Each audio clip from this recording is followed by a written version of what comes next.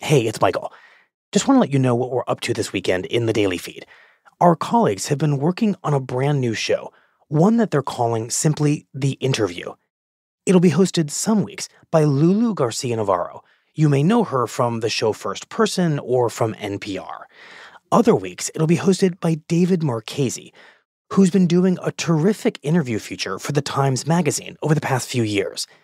On the show, David and Lulu will be interviewing all kinds of interesting people. Actors, politicians, writers. We're not going to spill too many details right now, but we can say their opening lineup looks fantastic. That includes this weekend when they're launching the show. David is speaking with the actress Anne Hathaway. Lulu is speaking with Yair Lapid, the leader of the opposition party in Israel. So this weekend, we're going to bring you both of those shows. And then in the following weeks, we'll be sharing every episode here on Saturday in the daily feed. Okay, here's one of the first episodes of The Interview. David speaking with Anne Hathaway. Take a listen. This is The Interview, a news show from the New York Times. I'm David Marchese. On one level, Anne Hathaway's new movie, The Idea of You, couldn't be more straightforward. It's an adaptation of a novel about a woman who winds up in a relationship with a much younger singer in a boy band. The movie's an update of the kinds of movies that Hathaway was known for earlier in her career, movies like The Princess Diaries and The Devil Wears Prada. These were movies where young women find themselves in entirely new situations and have to adapt to high-pressure and glamorous worlds. The twist for the new movie, though, is that Hathaway's playing a 40-year-old divorced mom, so she's coming in a little less starry-eyed about the whole thing. But The Idea of You also works on another, more complicated, I think you could even say meta level. It's a movie about women pushing against societal expectations of them and getting hate for it. And that is something Hathaway knows a bit about. A decade ago, around the time she won an Oscar for Les Miserables, the internet turned on Anne Hathaway. People decided, inexplicably, that she was an inauthentic striver or something like that. And the unfair backlash earned a nickname of its own, Hathahate. You might remember it. And it makes even less sense to me now than it did then. But as Hathaway told me, for her the past decade has been about letting go of people's opinions and expectations, including those of interviewers like me. But that hasn't made her any less fun to talk to. In some ways, it's made her more interesting than ever. And, I think, a great guest for my first episode. Here's my interview with Anne Hathaway. Hi, guys. Nice to meet you. I'm David. Nice to meet you, David. I'm Annie. Okay, so there are a bunch of things that are intriguing to me about the new movie. One of which is, I think, in kind of an interesting way, that there are a few little, what I took to be like Anne Hathaway psychological Easter eggs sprinkled throughout the film. And I'll get to those. But first, you haven't done a romance in really kind of a while. I think it was, since the days of One Day and Love and Other Drugs, more than 10 years ago now. So just to start, can you talk to me about why you wanted to do this movie? It's such a softball question, and I can feel my brain complicating it. No, I want you to go as complicated as you can make it. That's much better. Sorry, everybody. I'm still, if you can believe it, after all of these years, I always still find it so much more natural to express my thoughts and my feelings through characters and through the story. So a part of me just wants to be like, well, just see the movie. That's why I wanted to make it. But then I realized that I should probably be able to describe it. So this is a movie about a woman healing her heart after a massive trust trauma. And it says that a bloom can happen in a person's life at any stage. And I really found myself almost possessed with the need to explore what those two things meant and looked like. So I'm now curious about kind of the nature of that possession that you just described. Mm-hmm. Was it about like an abstract level, or did you find it connected to something about you in a more direct way? Oh, it was completely direct. So tell me about that. Absolutely. It was totally direct. Well, I think that my character, Solène Marchand, she might not seem like, I don't know, the most complicated character I've ever played. There's no accents. There's no particular gait. I love it. I love a character's gait. But what she had going for her, she felt familiar. She felt like people I know. I recognized aspects of myself in her. I recognized aspects of my friends or women I admire. My friends are women I admire. That sounded awful. But the thing about her was she had a richness to her, which combined with this idea that early in her life, she'd been a people pleaser. I was so excited by that idea of somebody arriving at a place in their life where they've grown out of that phase. I'm so glad you brought up that people pleaser line because that was one of the Easter eggs. Okay. A people pleaser from New Jersey. Yes. But before I get into that, my vote for best Anne Hathaway character gait, Dark Knight. Thank you very, very much. So much swagger. Thank you very much. I worked with a choreographer for 3 weeks to find that swagger. So really? Yes, I did, because I just felt like I didn't have this is going to sound like a really weird sentence, but I wasn't connected enough to my hips. And I just kept imagining, a cat's movements and the way it's very fluid and swishy, but also very strong and very purposeful. And they helped me find my hips. I think you need to introduce me to that choreographer because not being connected enough to my hips, I think, describes most of my life problems for the last 42 years, but maybe she can help. We are going to follow up because I have so many thoughts. Because I didn't feel connected to my body early on in my life. And it was kind of this weird thing, like you don't know how to do it. And that's something that it's this amazing gift that acting has given me, is that you always have to think about how you move, how your character moves. And eventually you just kind of get to understand movement. Why weren't you connected to your body? That's a great question. And we don't have, it would take me 41 years to answer that. It's genuinely so many things, but I think I probably just needed, I think it's just assumed that we have a relationship with our body like you. Like you like something you know about yourself is that you do not have a relationship with your hips. Not a good one. But if somebody said, here's a path for you to have one, what would you do? That is, oh boy, I don't know how to answer that question. Let's move on. Okay. But I want to go back to the people pleaser line. Okay. I interpreted the inclusion of the line, a people pleaser from New Jersey, as pretty intentional. Can you talk to me about why that line is in there? Well, she had to be from somewhere. And yeah, so I think it might have been me who suggested that line. Maybe, possibly. Am I wrong in interpreting that line self-referentially? Like you are a people pleaser from New Jersey, right?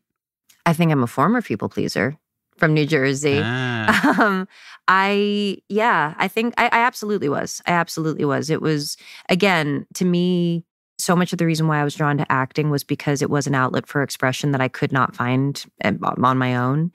And sort of in the space between feeling so connected when I was acting and so lost when I wasn't, you sort of try to make your way. And one of the ways that you make your way is like, oh, if I do this and that'll make someone else happy. And maybe that's what I'm supposed to be doing. And it takes a really long time to go, well, it doesn't really matter if you don't know who you are. Unless you just want an identity that's all about pleasing people, which I suppose is perfectly valid as well. But I'm not that nice. I'm curious about when that shift from people pleaser to former people pleaser started to happen, because it was interesting for me to revisit a lot of your work and see in a bunch of roles what I took to be kind of and I don't mean this in a condescending way at all, but sort of like an eager beaver quality. I'm thinking of things like The Devil Wears Prada, or in some ways Princess Diaries, or I think your character in Valentine's Day had that sort of, or in a slightly spikier way, maybe The Intern had that. So I'm interested in knowing about how that quality might have affected the work you did at a certain part of your career, and if that was something you consciously then tried to change. I was not aware of it until this conversation. But yeah, I think that I do think that there's a thread that runs through those characters about someone who is trying to do something that they might not be altogether comfortable with, but they think is the right thing to do. And the thing that I was so interested about Solène was this idea that, turning 40 and knowing who she was, definitely in a professional sense, definitely knowing who she is as a mother, but not necessarily having given herself full freight to explore aspects of herself just as a person.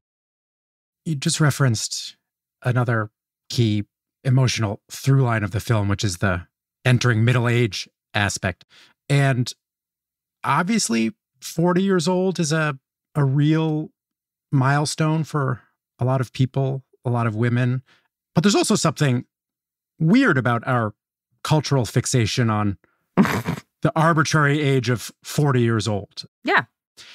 And I'm just curious how you think about entering middle age, given that it is or can be a fraught thing, particularly for people in your line of work, but also understanding that it is kind of a somewhat arbitrary fixation for people. So serious. I don't take it that seriously. I got to be honest. There are so many other things that I identify as milestones. I don't normally talk about it, but I am over 5 years sober. That feels like a milestone to me. 40 feels like a gift. The fact of the matter is, I hesitate at calling things middle age simply because I can be a little bit of a semantic stickler. And technically, I could get hit by a car later today. I really hope it doesn't happen. And so we don't know if this is middle age. We don't know anything. So I like to connect to it in that way. I don't think this is breaking news. I'm a nerd.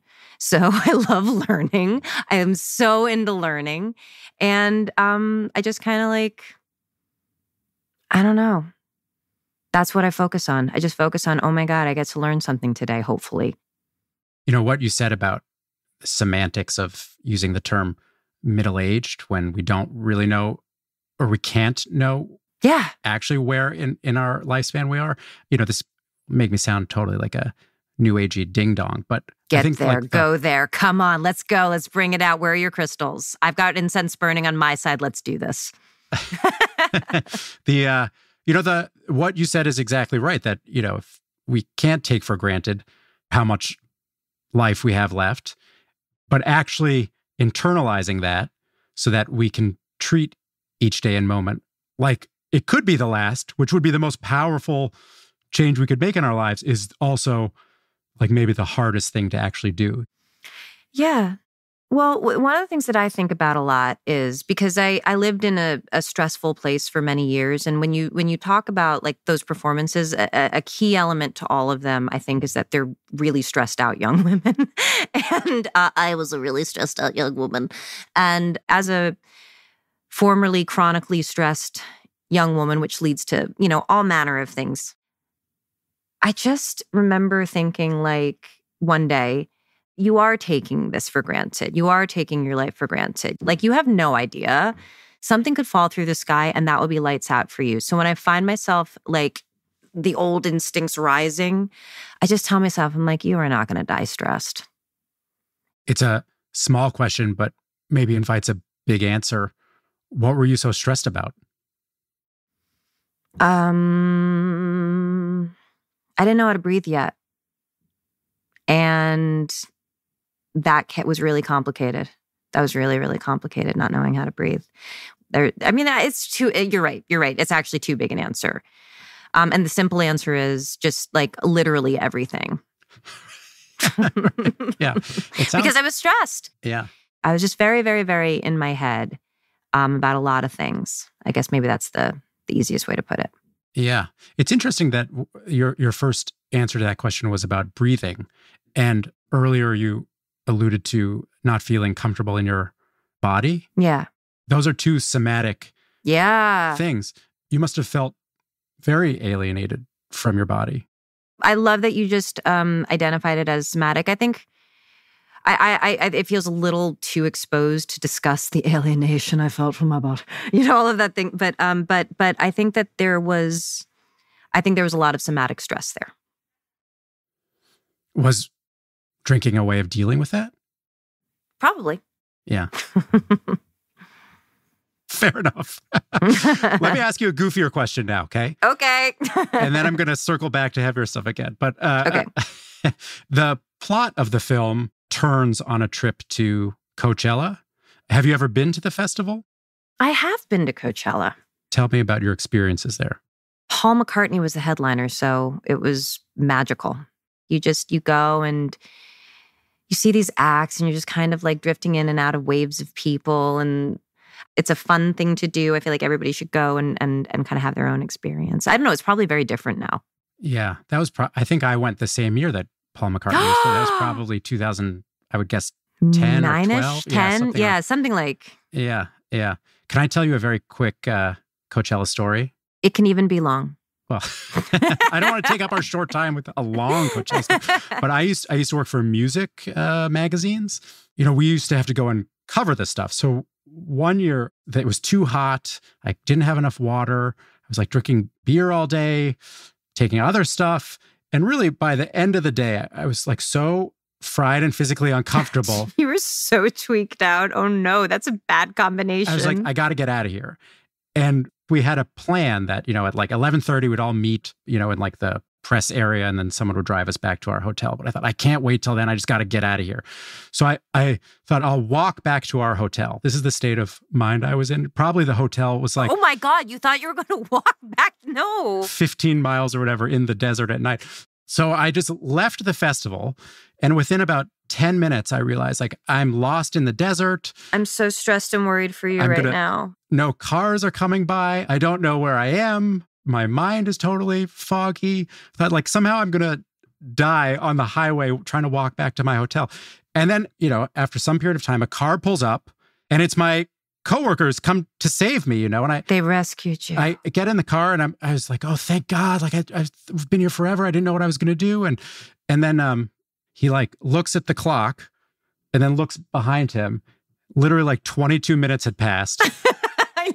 I was like an eighth of a mile away from I was not at risk of dying, but yeah. But it felt to you, those 22 minutes. Longest 22 minutes of my life. Oh my gosh. Well, I'm so happy everything went okay. Yeah, thank you. But yeah, no, it's Coachella is very dehydrating. Very dehydrating, yeah. You know, I feel like I've sort of danced around this question a couple of times, but to me, the most interesting thing about people is when they change, you know, when they were one thing and they become another thing. And I'm wondering if you can tell me a little more about the change that I think I'm hearing in you sort of implicitly from kind of like a stressed out, knotted up person who's in your words, in her own head to the person you are now. Change is certainly a word that applies. Another word is, I don't like this word because I think it's often misunderstood, so maybe I shouldn't even say it, but I'd love to explore it with you if you want to explore it. Settles. I think settling often has a negative connotation, but actually, like, to me, when settle becomes beautiful is like that concept of surrender. And I think gratitude is really crucial to it. And I don't want to go into specifics too much just because I like to keep my personal things personal. But there was a moment in my life where, I don't know, do you ever have this feeling where you feel like you have like yourself in the future, like your best possible choice turn around and guide you? Now I'm sounding very new age. Explain to me more what you mean. Well, I was just stuck in this feeling, and I've been stuck in a feeling for a while. And it's that thing about, I want to achieve things. I want to grow. I want to do these things. And I think you think mistakenly that the way that you do that is you're really hard on yourself. And you drive yourself by self-criticism, by telling yourself you're not enough. And I won't go into the specifics of it, but there was a moment in which I just realized that in order to keep that narrative alive, I was going to have to deny so much. And there was just something about that. There's something about me being aware that in order to keep up this narrative, which by the way, I didn't feel like I was improving anymore. I feel like I'd strongly plateaued. And I just said, you're just going to have to accept that if nothing else happens to you, you've had a really great life. And it felt like, I don't know, it just felt like a light went on. You know what else is something that I find interesting is not the right word, but or a realization I had about sort of motivating yourself through negativity is that you never get to the bottom of it. You know, it's like you can just keep getting more and more negative, and it's not like you ever hit some rock bottom or like, okay, now I can be it's an endless. Yeah. Yeah. That resonates.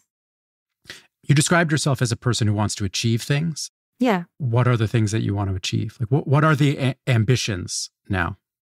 I don't feel comfortable getting too specific. I think it just comes from being raised in a superstitious household. I think that, again, I feel, I don't know. Honestly, I don't really want to say because I just feel like they feel great to me. And I worry if I shared them and they got shredded.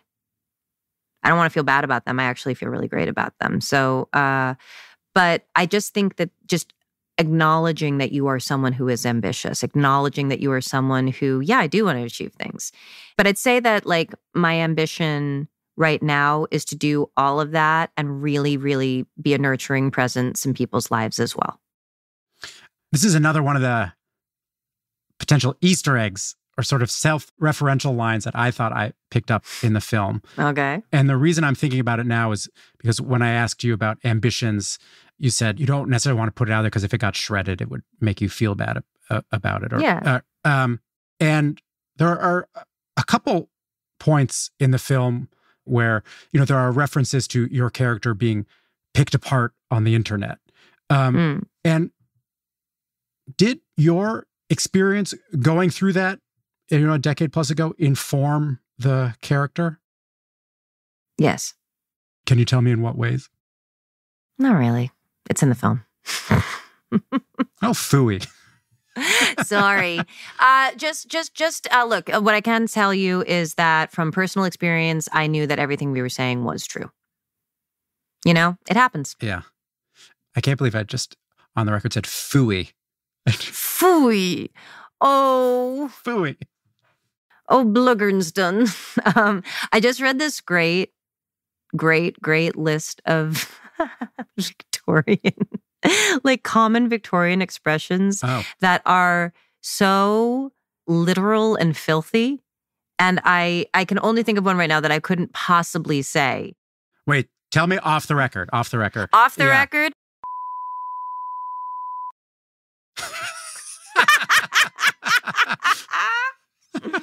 It's filthy. So we're back on the record now. And for the record, we laughed heartily. Yes, yeah. Anne Hathaway said a very inappropriate thing. It was the Victorians. I was just repeating Victorian slang. Yes, it was a conversation furthering the idea of semantics. That's such a funny way of putting it. Excuse me. So clearly, at a couple different times in this conversation, I've tried to create a through line or an arc to your career. You know, where I was saying it seemed like you did this here, or like this happened at this point, and how does that sort of affect things now? Do you see a through line or a particular arc to your career? I'm not terribly reflective. I like to look towards the horizon that's coming at me rather than look back at what I've done. Like, I don't watch my films. I'm not sitting around having marathons. It's so sweet. I get texts from friends and from people, and like I was just on a plane the other day and they were like, "Oh my God, I watched Devil Wears Prada last night." And so like people, I know, I love that so many of my movies are the films that you cuddle up with. You know, and I do know that. I'm aware of that aspect of it. But in terms of like the concept of having, first of all, the concept of having a name is so weird. A name that people recognize. It's like, I always think about the least likely things that could happen to you as an actor. And one of them is that you have a name that people actually know.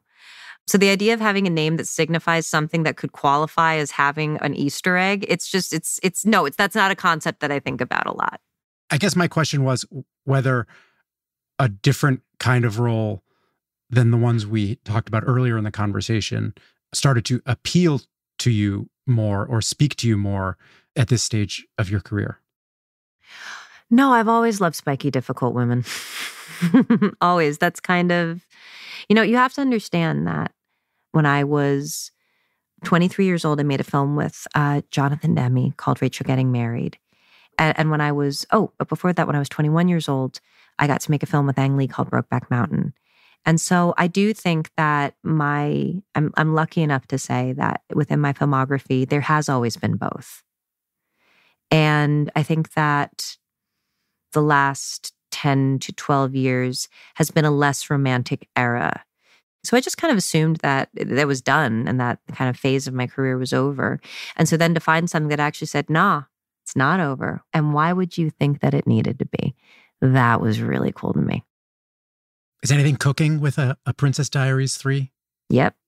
Ah, I know the answer, but could you tell me more about that?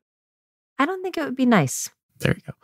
So, I don't want you to think you're trapped here. I think we're about done with the time that I'd been. I'm not trapped. If you're okay to go a little longer, I can leave this dinner party at any time. No, which is a great line. Have you read the book Acts of Service? No, what is it? It's a spicy book. But anyway, that's a great line in it where a character finds herself exploring a situation that is uncomfortable but really tantalizing to her. And she keeps thinking of this line that she's learned either through a short story or I'm not quite sure where, that I can leave this dinner party at any time I want. And so I always think that. So I often don't feel trapped. Wait, does that mean you find this conversation uncomfortable but tantalizing? I'm just finding this conversation really lovely. Oh, good. I'm uncomfortable sometimes just because I think you want me to reveal personal things and I'm just allergic to that. Yeah. But I think that we're having a wonderful time anyway. Yeah.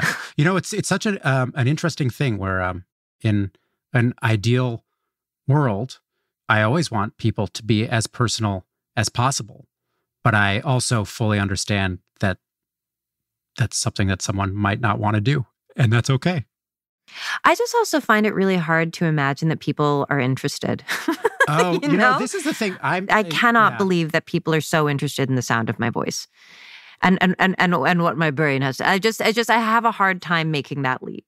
But then you've also had the experience of people not being nice to you. So I fully understand that it's not as straightforward as I'm making it out to be. No, but it also is. And you're right. And 100%. And again, it's just hard for me to imagine. I find it hard to imagine that people would be interested in me. That's just a part that I just haven't arrived at yet. And that's one of the reasons why I don't know that I'm a very good celebrity in that, because I don't really know where the walls are between when just being personal and just being intimate, letting intimate details out. I don't know where the wall between that and narcissism and self-regard. And I think I'm a little, because of what I went through, I'm sensitive to the way it can come across. Yeah. And so I would rather be cautious. But then the odd thing is that as soon as you stop recording this, all the details you want, as literally, I don't hold back. It's just because it feels like, okay, but now it's contained, now it's safe. But under these things, I think I'm probably not the best interview. To that end, we're going to talk again for a much shorter period in about a week and a half, something like that. And awesome. You could say, you were wrong about all that. Or I love that. I forgot to say this. So. I love the marination time in between. I think that's, funny enough, really essential to any kind of long-form conversation. Cool. Thank you very much for taking all the time to talk with me today. I appreciate it. Take care. Bye-bye. Bye-bye. After the break, I give Anne a call back, and the interview gets a little more meta. A part of me just kind of resists the form of this. Yeah. Well, it's a totally arbitrary and weird, yeah. But and also just slightly rude.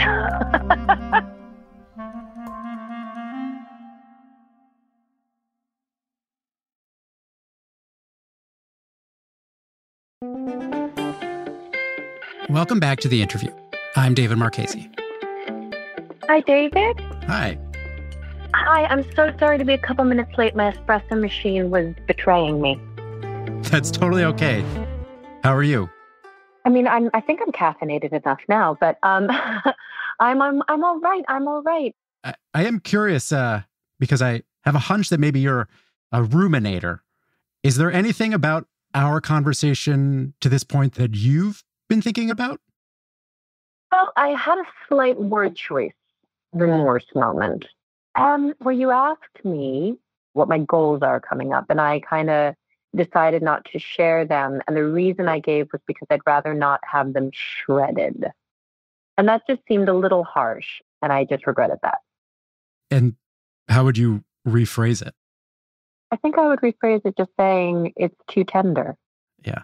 That is very different than shredded. Yeah. Yeah, it's just kind of like I don't, and it's just kind of a little bit less self-important. Do you think it's telling that your mind initially went to shredded? Oh yeah, I think that's some scar tissue. I understand why I said it, but also it's not actually reflective of how I feel. Right. It's reflective of what I fear, but not what I feel. I think we're going to get back to that. But before then, something that I wanted to return to was what are the things that used to stress you out so much or that would make you be in your own head? I'm just, because it's something that you've referred to a couple times and how you're not stressed out about those things anymore or less in your head about them.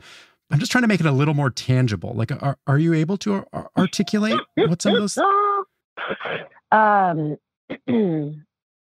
My goal is to heal it and not relive it. So I'm not trying to be evasive. It's just I don't really spend a great deal of time thinking about it because I feel like I found a window and I climbed through it. And I work very hard to just be really present here. I think I'm like I said, I'm more grateful. I'm more settled in myself. I'm less afraid of things not happening. The time in which I was an emerging adult, Mm-hmm. it was a different time. We weren't having the types of conversations that we were having now. So I think a lot of my thoughts felt very underexpressed. So I don't know if it's more curiosity in the world or maybe we have this shared language now that feels more gentle. I feel that there's greater curiosity now Mm-hmm. and less harshness, at least in my personal experience. My God, that was such a long answer. Excuse me. Ugh. Just groping in the dark. No, that's all we're ever doing is groping in the dark, I think. Can I tell you maybe like what's a blindingly obvious realization about my own hypocrisy? Oh my God, that's so deep. Tell me everything. It's not that deep. But when I realize when I'm asking you to make things more tangible or kind of like asking follow-ups that are sort of entreaties to give me more detail or go deeper, I'm just thinking about that in the light of the sort of little exchange that we had about hips. Remember that? And and you asked me a question, and I really got like the it was almost like the visceral heebie-jeebies. I thought in my head, I'm not talking about that. No. And then I thought, gosh, that must be what it feels like for you every time I ask a question, asking you to go deeper. Is the feeling that I had the feeling that you have all the time doing these kinds of things? Heebie-jeebies. Does it give me the heebie-jeebies?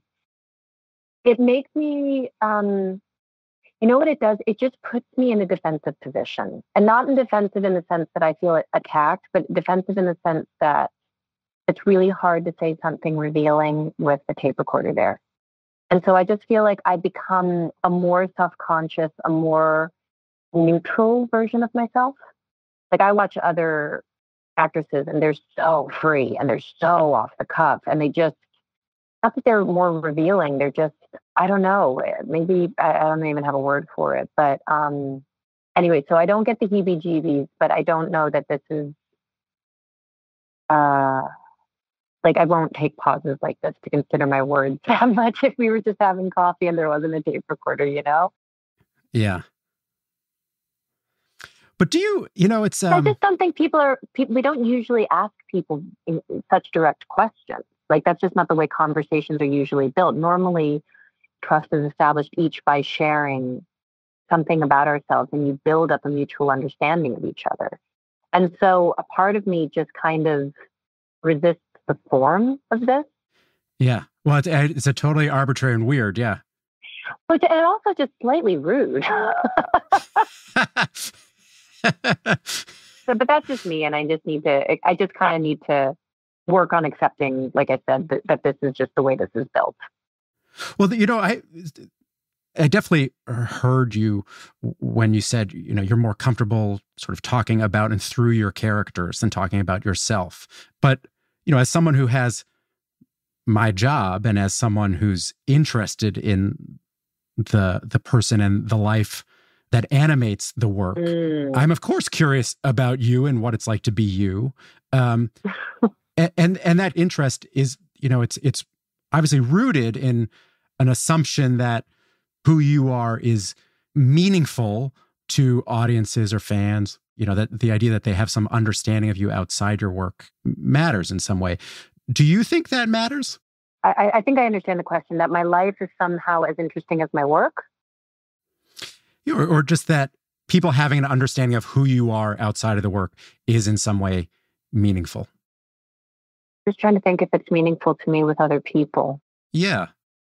I don't know. Do you ever have the experience that sometimes you just want to watch a film in another language because you're less familiar with the personal lives of the actor and it just lets you get lost in the story? I know what you mean. Yeah. So a part of me, I would rather with people. I don't know. It's kind of strange, but like I don't want to distract from it all. Also, going back to the thing before about direct questions and getting whether I get the heebie-jeebies and all that, I'm just very protective, and I don't ever want to be. I worry about like other people and the way the press can be opportunistic, because I can have a perfectly lovely, respectful conversation with you, and then to have something that is real and meaningful and personal, and to like watch it get filtered through all the different levels of media until it like arrives at the tabloid version. It just kind of makes you never want to say anything that could be, I'm going to use a big word, and it's probably an unwise word to use, but that can be weaponized against the actor. Like I have like this awesome story about Nick that I want to tell, and it's like on the tip of my tongue right now, but I don't want to tell it because I haven't asked him if it's cool. Your co-star in the film, yeah. Yes. And I'm just aware that he'd have to answer questions about it for the next 3 months to 30 years. Like the way that I'm sure somewhat annoyingly you're still being asked questions, including by me, about bad experiences you had on the internet a lifetime ago. I mean, no, I don't find you annoying.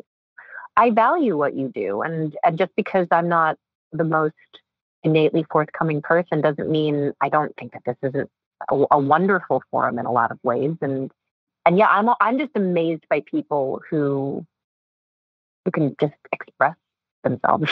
I'm amazed by them. Well, you just express yourself in different ways. I really love expressing myself through my characters. I really, really do. I think, no, never mind. The most telling Anne Hathaway, I think, never mind. Bingo. Give me another 25 years. Maybe I'll relax a little bit more. All right. I'll get back in touch then. I do want to end on something fun though. Tell me a funny story. You know what? This didn't happen on set, but I can tell you something. When I was making the idea of you, I was very lucky, so spoiled, staying in a beautiful house in Atlanta, Georgia. That was much larger than my needs. So I would like get home from work and I'd be in this house by myself. And I was just like, and it was just, that was giving me the heebie-jeebies. And I was trying to figure out like, what was like, why was I feeling this so intensely? And I realized there was no laughter in the house. And when you have a big house like that, you need laughter. And so I started to listen to stand-up specials. and I got really into Adam Sandler's 100% Fresh. Ah. And I think that Adam Sandler is as extraordinary, beloved, and iconic as Adam Sandler is. I think he's underappreciated. I think he's such a stealth genius. You know, like I have that kind of level of just appreciation for him. I can quote you every single line from Billy Madison and Happy Gilmore. And The Wedding Singer. I'm a big fan. So, I'm going to put your feet to the fire. Let's trade Sandler lines. I'll go first from his movies. I eat piece of shit like you for breakfast. You eat pieces of shit for breakfast? Oh, you got it. Hold on. No, then the best follow-up ever. No. Right. If pee in my pants is cool, then I'm Miles Davis. Or call me Miles Davis. I think that's the line. Yeah. Okay. Shampoo is better. I go on first and leave the hair clean. No, conditioner is better. I leave the hair silky and smooth. Oh, really full. Bleh, bleh, bleh. Hold on, wait for it. Stop looking at me, Schwan. Very good. Very good. You know, I feel bad. I'm just taking up your time now, just jabbering about Adam Sandler. So this is what I'm talking. But this is the part that I'm talking about. Like, I feel much more comfortable talking about Adam Sandler, who I've never met, than I do like talking about what makes me tick. I feel like you know, you get to know somebody just by talking about stuff rather than describing yourself. You know. I do. Yeah. But that's also, again, I just need to figure out how to practice. Well, I hope this has been part of that practice. And I again, just want to say thank you. And maybe sometime I'll see you down the line and we'll talk about Adam Sandler. Thank you very, very much. And be well. Stretch your hips out. All right. Take care. All right. Bye. That was Anne Hathaway. Her new movie is The Idea of You, and it's on Prime Video starting May 2nd. Thanks so much for listening. If you want to hear another great conversation, well, we've got one for you. Since this is the first week of our new show, we're launching with 2 episodes. My co-host is Lulu Garcia-Navarro, and this week she's talking to Yair Lapid, the opposition leader in Israel, about what's next for his country. For those of us who are history buffs, we know that sometimes it takes only one really bad government in order to, I don't want to say destroy, but weaken a country from within significantly. If you like what you're hearing, subscribe to The Interview wherever you get your podcasts. And to read or listen to any of our conversations, you can always go to nytimes.com/theinterview. This conversation was produced by Wyatt Orm. It was edited by Annabelle Bacon. Mixing by Efim Shapiro. Fact-checking by Lou Fong. Original music by Marian Lozano, Diane Wong, and Dan Powell. Photography by Devin Yalkin. The rest of the team is Seth Kelly and Priya Matthew. Our executive producer is Allison Benedict. Special thanks to Rory Walsh, Renan Borelli, Jake Silverstein, Paula Schumann, and Sam Dolnick. Email the show anytime at theinterview@nytimes.com. I'm David Marchese, and this is The Interview from The New York Times.